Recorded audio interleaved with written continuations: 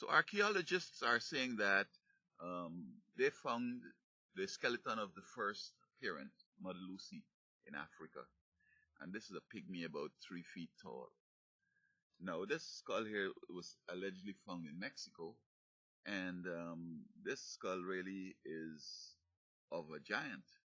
And there's no way Mother Lucy could have um, descendants that going to be fetching this big skull here. And so I dismiss the Mother Lucy talk as just as evolution, just some fictitious kind of concepts.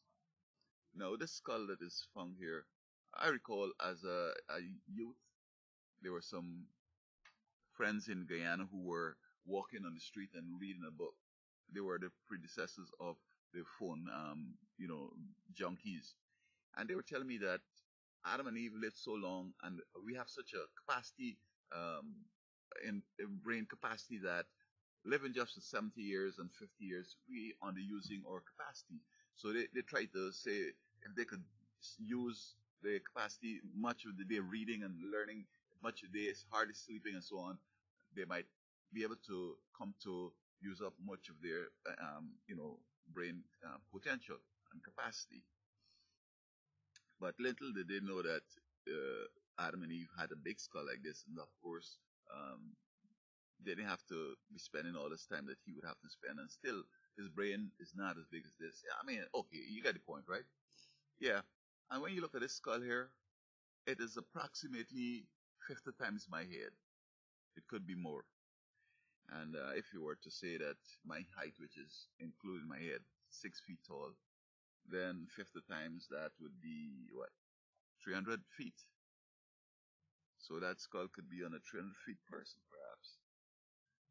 And then, of course, um, you know, that is why the person was able to live so long. And that brain, and that kind of skull, and that person was supposed to last forever. But because of the sin and whole 9 yards, it ended. Now, people look at addiction and they have their own little ideas about addiction, physical, chemical dependency, and all this compulsion or whatever. But the scripture says that um, Adam and Eve were created a little lower than angels. So the angels are bigger than this, of course, not only physically and stature and status and all that stuff, but they were a lot bigger than this.